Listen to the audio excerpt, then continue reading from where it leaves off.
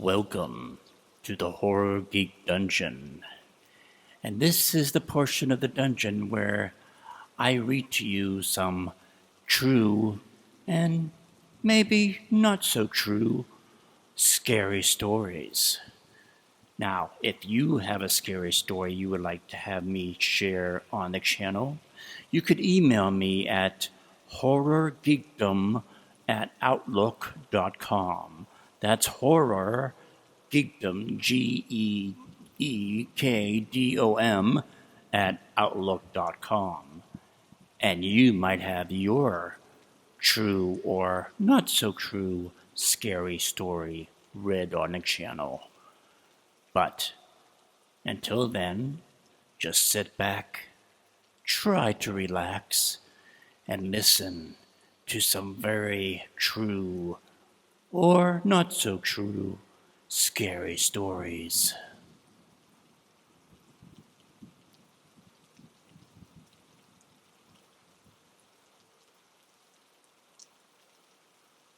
I woke up to my mom panicking and locking my door and asking me to call the cops. It was around 3 a.m. and someone was trying to choke her and possibly do worse. She said that she heard someone open her bedroom door and lay on the corner of the bed. She called my name out multiple times, thinking it was me. But then someone tried choking her and cutting her with something. She managed to kick him off and ran downstairs into my room to protect me. Once the police came, they did a search outside our home and found nothing. They asked if anyone else lived with us, and we said the only other person that lived with us was a man who rented the downstairs basement.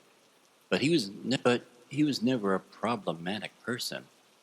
This man went to church every Sunday and kept to himself. Honestly, he was barely there half the time because he was always working.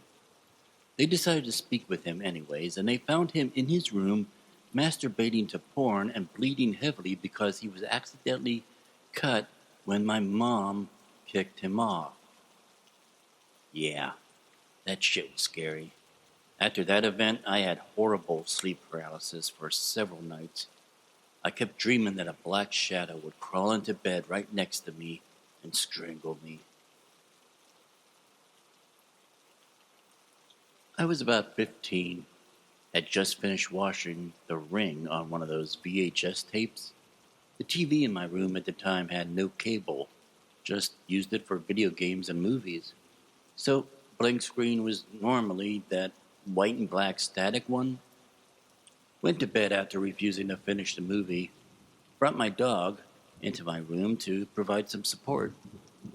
Dog must have accidentally stepped on the remote to turn the TV on at some point in the night, as I woke up with the static screen blasting on my TV with the sound high enough to make me basically shit my pants.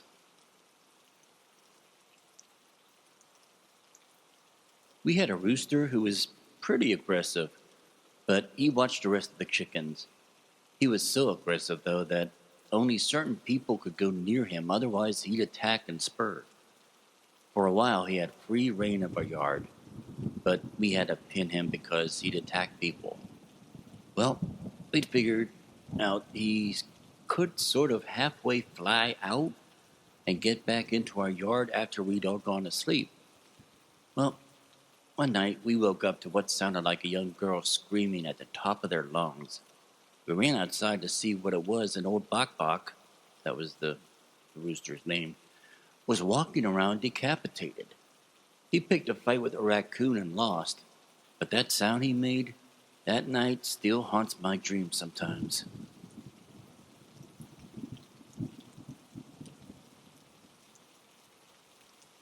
My girlfriend woke me up all freaked out and asked, "What's that noise?" It sounded like raccoons walking around in sticks and leaves to me at 4 a.m., so I told her to just go back to bed. She got up and opened our blackout curtains. She needs total dark to sleep. And the room lit up with bright orange light, and she screamed, "Fire!" I got up, and our trash can was fully engulfed in flames, as well as our fence. It was under a tree that was starting to catch fire, and our car, which was right next to the trash bin, was blackened on one side and plastic pieces were melting. I was lucky enough to get a hose to it before it got worse. After sifting through what was left, the fire department could only assume that someone walking down our street threw a cigarette into the trash at some point, and during the night, and it eventually just caught fire.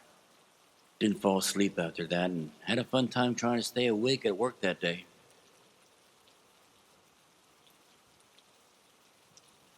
Went out camping in the bush with some family, and we had been around the area before and knew there were bears in the area, but we never had an issue. Always kept the campsite clean and whatnot. Just for safety's sake, Dad tells me to take the 12-gauge shotgun and a box of 12-gauge Magnum slugs, just in case shit goes down. Fast forward to about 4 in the morning, I awake to hear my tent being torn open, right through the side, and for what seemed like an eternity of, oh my god, I can't believe this is happening to me, I bolt upright in my sleeping bag to face whatever was coming through the tent wall. I'm simultaneously grabbing the shotgun, which had 3 slugs in it, and anyway, so safety on, nothing in the chambers, so don't get all righteous with gun safety on me. And I was just about ready to swing around with the gun. Then I see my uncle's cat sitting there with bewildered look on its face. The cat had tried to jump up on top of the tent during the night, and where its claws hooked on the top of the dome, the nylon of the tent came undone like a zipper and just ripped away, and then the cat fell right through the 4-foot hole in the side of the tent. I don't think I ever had my heart go that fast before, and the amount of adrenaline that was going through my body when I wake up for a bear attack, I certainly wasn't going back to sleep anytime soon. I love animals more than most people, but I nearly pumped a 12-gauge slug into that cat just because. A group of friends and I were hiking and camping in the winter during our winter break. We shared a group tent. There were only about 6 of us. On the last night of the trip, we decided to head to bed early to get extra sleep for the long hike home. Around 3 a.m., I hear a pinging noise, sort of like what you would hear if you threw a BB pellet on a tin roof. It was quick, just 1, 2, 3. I thought nothing of it and figured it was just all inside my head, until 2 other friends quietly asked if anyone else had heard the pinging noise. We decided to wait for a minute, grab our pistols and flashlight, and slowly venture out of the tent to see what was causing the noise. We found a man, stripped of his clothing, dead in front of our campsite, half covered in snow. There were 3 bullet wounds, one to his neck, another to his genitals, and the last to his femur. A friend and I immediately began climbing to find a spot with service. Night hiking in snow is horrible, don't do it. And we called 911. Roughly 45 minutes later, an EMT helicopter arrived and picked up the body, while a squad of forest rangers combed the woods immediately surrounding us. The body was never identified and is now buried in an unmarked grave near my hometown, where I was attending school. I'm not well versed on pistols and silencers, but I could only assume the pings we heard were the rounds fired.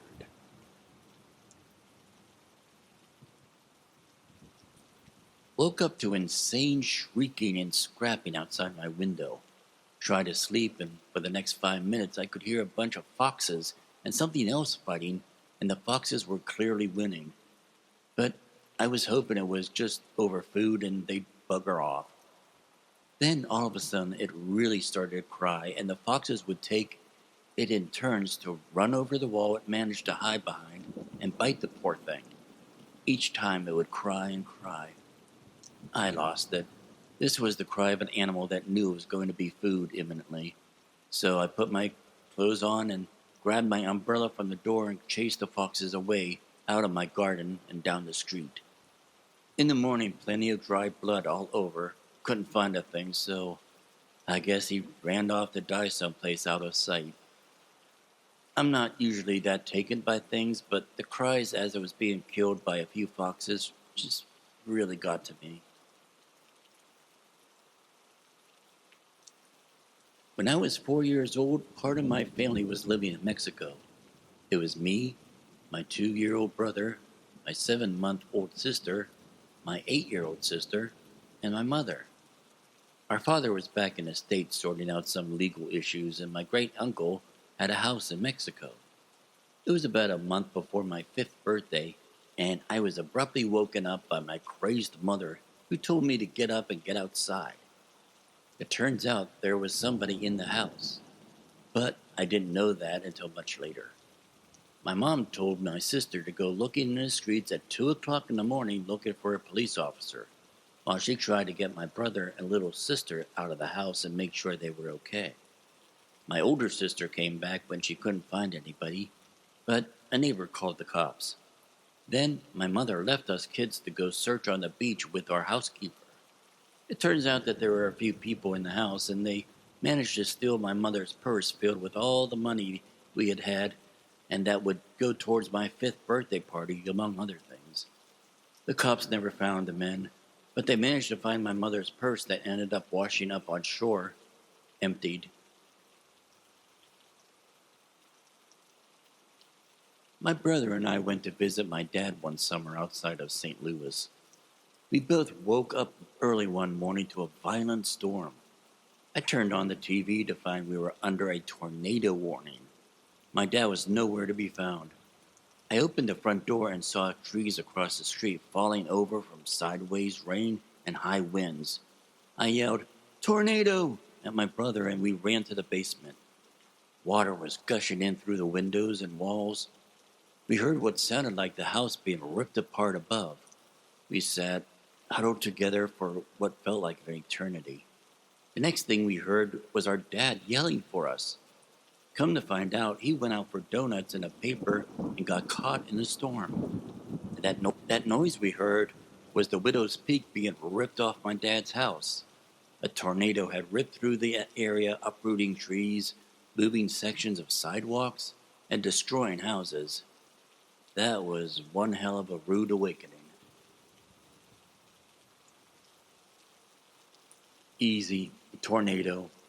It was October a few years ago, and we were under a watch when we went to bed.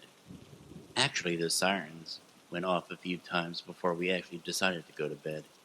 The radar just showed some isolated blobs of red cells, but the rest was clear. We figured the threat wasn't too bad. Then, at about 11, the sirens blared. We bolted up. The power was already off. It doesn't sound like a train. The best way I could describe it is like a powerful shop vacuum whirring at full speed everywhere outside. We stumbled through the dark, and at the end of the hall is a Palladium window. Every flash of lightning revealed surreal silhouettes of our very old, very large trees in the backyard. At every flash, the branches were at a completely different angle. As we went to the basement, my cat bolted upstairs. In a foolish move, I went after him. I found him, and it was all over. Just like that. Luckily, our house barely missed getting damaged, but I needed to take a chainsaw to a 2-foot diameter tree trunk blocking the driveway.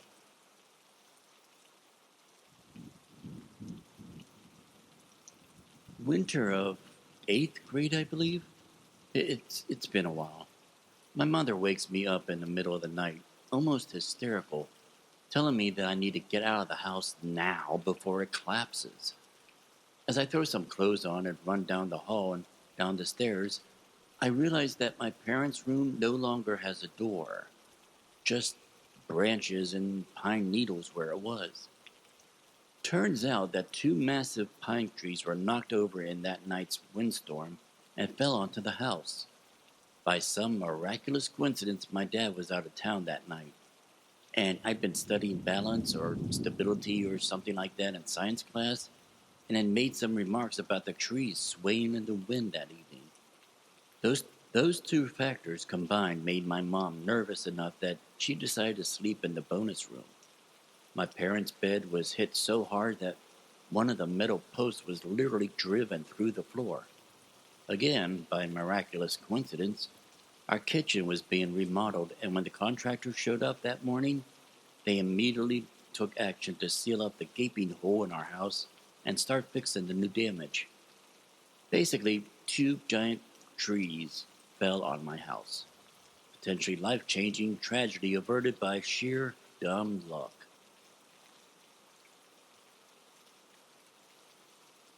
One night, I was sleeping happily in my bed with my fiancée, dreaming silly dreams. In my dream, I was also in bed trying to sleep. Apparently, we were being haunted by a mischievous but not malicious ghost who was invisibly holding our covers on the ceiling. Annoyed and tired, I told the ghost in a stern voice, "Stop it." After a moment of supposed deliberation, the ghost released our covers and they floated down to the bed. My fiancée and I cuddled under the warmth, happy we could finally get some shut-eye. Apparently annoyed with our refusal to play games, the ghost started making a beeping noise. Beep. My fiancée and I ignored it, trying to sleep. Beep. Fiancée nudges me to get the ghost to stop again, but I'm reluctant. Beep. She nudges me harder and I finally shuffle out of bed into the hallway. Beep. I shuffle through the hallway towards the dark, dark living room. The sound gets louder. As I get to the room, in front of me forms a ghastly skeleton. It reeks of rotting flesh, and I can't take my eyes off its dark eye sockets. It was no longer beeping, but began an awful scream and jumped towards me.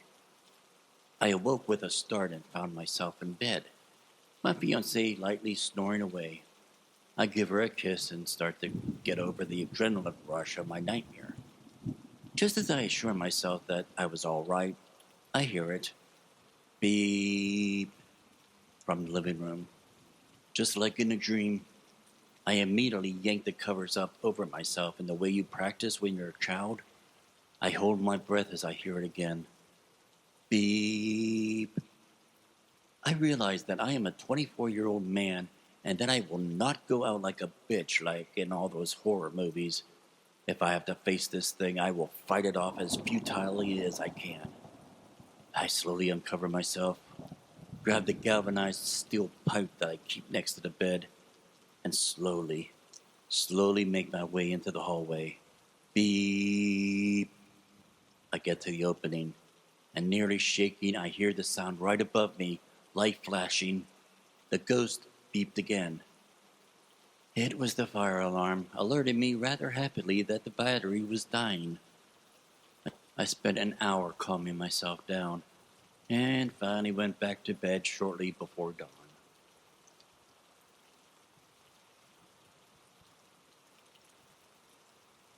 My parents were gone on vacation, and I came to house sit for them while they were gone. During this time, I left for 3 days to go visit my boyfriend's parents. My trip back home was terrible, so when my friends picked me up from the airport, they suggested we go smoke some weed. We went back to my house, smoked a bit in my room, and opened up the balcony door to air the place out. Then we went into a different bedroom and passed out watching Nip Tuck. I woke up later to a cop standing right next to the bed, shining a flashlight in my face and asking me for identification.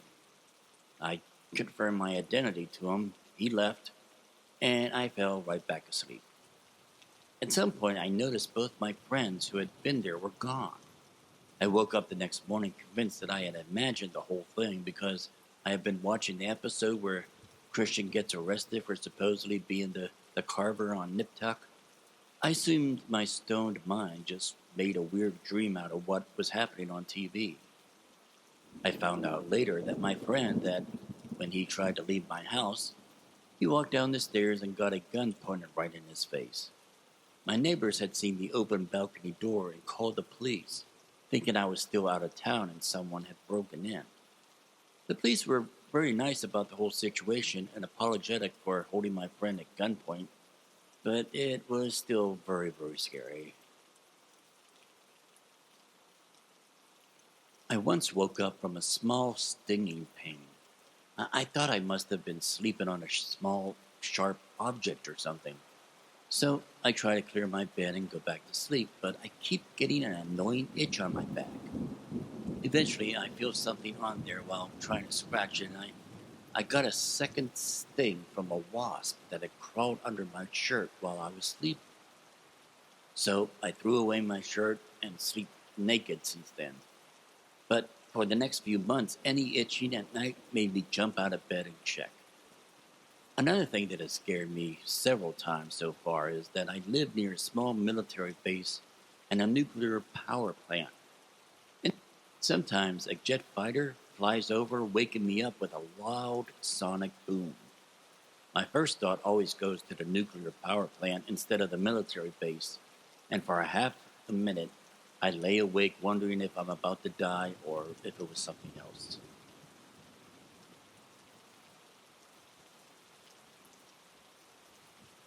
Back in college, I lived in a house with 4 other guys for a few months. One night, I woke up to the sound of yelling and loud crashing noises. I bolted up and ran into the hallway. One of my other roommates opened his door at the same time, and we exchanged confused glances until we heard where the sound was originating from, one of the other bedrooms.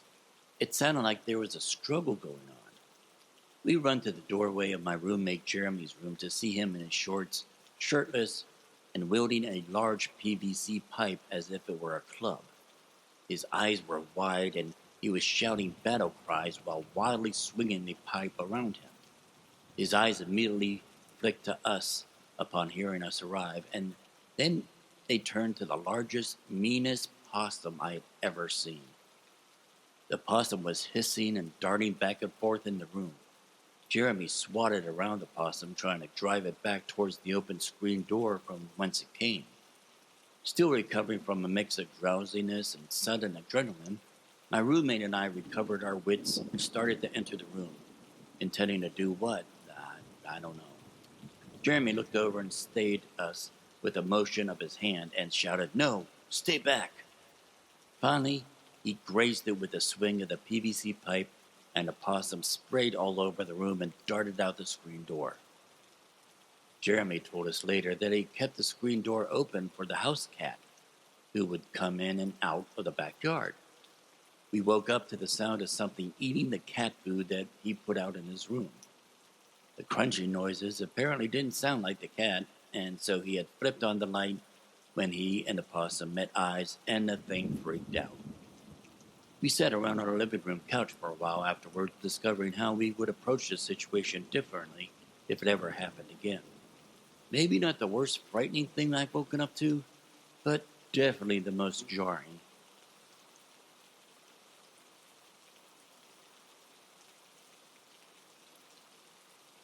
When I was like 24, I lost my job.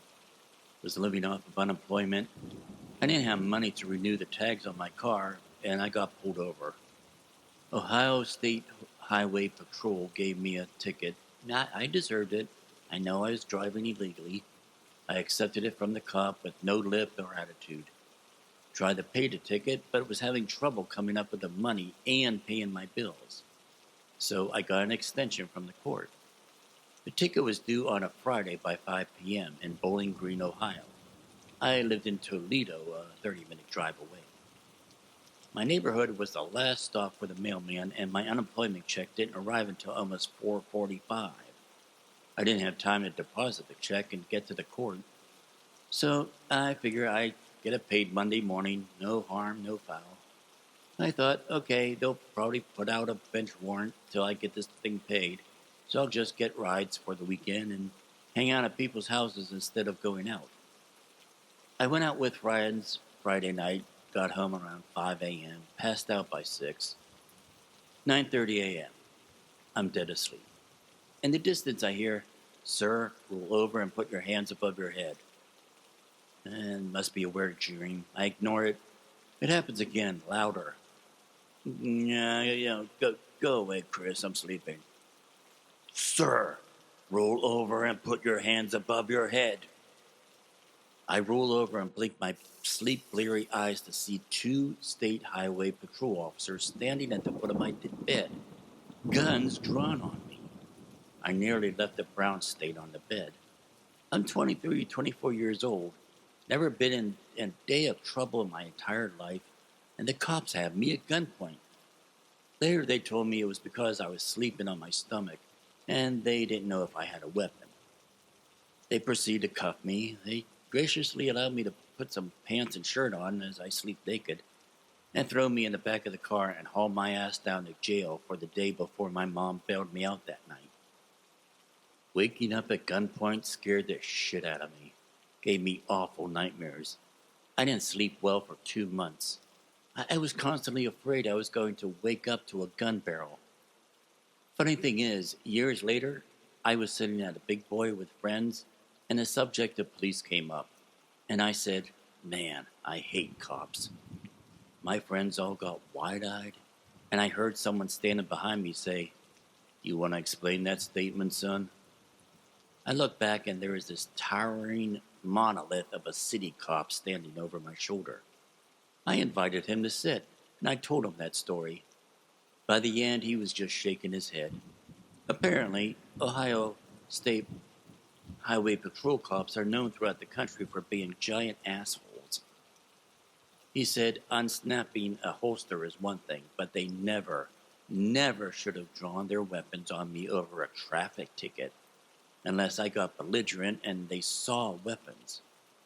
He apologized on behalf of cops and said, "There's some serious assholes with badges out there, but I promise you, we're not all like that."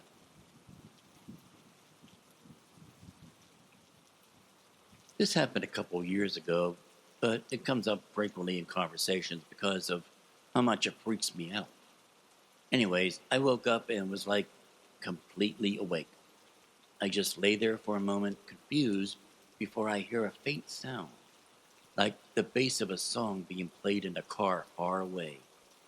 I look at my phone and it was like 3:30 exactly. I mentally shrug it off and attempt to go back to sleep. Suddenly, there is a very loud and prominent drumming sound. Boom, boom, boom. A deep and steady drumming, and I can't figure out where it's coming from. I'm now very confused and entirely unconcerned. I then hear someone walking around my house and decide to grab my tiny little pocket knife and investigate. Walking out into the hall, I run right into my mom, who's literally shaking. Apparently, she woke up at exactly 3:32 and was upset. We spent the following order freaking out as we go from window to window trying to find the drumming noise. The sound finally stops and we were like, yeah, okay, that was weird. But I'm freaked out and I asked to sleep in my mom's room. Yeah, I was a wimpy 12-year-old. We head back to her room and the drumming sound starts again. This time it sounds like it's right outside the window. My mom goes to the window and the drum sound just starts moving around and sounds like it's in the house. It only lasted a moment after that and was silent after. We haven't heard it since. I jokingly asked my neighbor about it the next day and she said, "Yeah, I heard it too. I thought you guys were playing drums in your house. Weird that my dogs didn't bark though." Still freaks me out to this day.